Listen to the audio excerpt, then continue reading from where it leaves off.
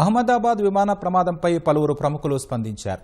భారత విమానయాన రంగంలో అతిపెద్ద ఘటనగా అభివర్ణించిన పలువురు బాధితులంతా త్వరగా కోలుకోవాలని ఆకాంక్షించారు. అహ్మదాబాద్ విమాన ప్రమాదంపై ప్రముఖులు తీవ్ర దిగ్భ్రాంతి ప్రకటించారు. ఘటన సమాచారం తెలియగానే మనసంతా బాధతో నిండిందని కేంద్ర హోంశాఖ మంత్రి అమిత్ షా ఎక్స్ వేదికగా అన్నారు. విపత్తు నిర్వహణ బృందాలు ఘటనా స్థలికి వెళ్లి సహాయక చర్యలు చేపడుతున్నాయని పేర్కొన్నారు. గుజరాత్ సీఎం హోంమంత్రి అహ్మదాబాద్ పోలీస్ కమిషనర్తో పరిస్థితిపై మాట్లాడినట్లు తెలిపారు. అహ్మదాబాద్ ప్రమాద ఘటన తీవ్ర విషాదకరంగా బీజేపీ జాతీయ అధ్యక్షుడు జేపీ నడ్డా అభివర్ణించారు. బీజేపీ కార్యకర్తలంతా సహాయ కార్యక్రమాల్లో పాల్గొనాలని సూచించారు.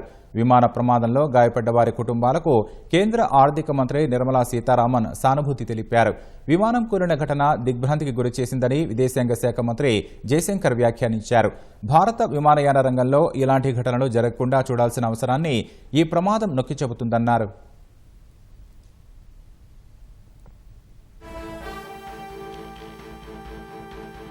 అహ్మదాబాద్లో విమానం కూలిన ఘటన తీవ్రంగా కలచివేసిందని తెలంగాణ సీఎం రేవంత్ రెడ్డి పేర్కొన్నారు.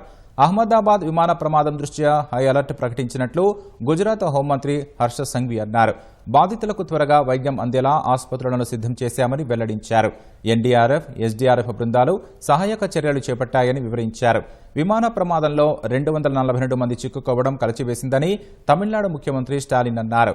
అహ్మదాబాద్లో విమానం కూలిన ఘటనపై కాంగ్రెస్ అగ్ర నాయకురాలు ప్రియాంక గాంధీ తీవ్ర దిగ్భ్రాంతి వ్యక్తం చేశారు.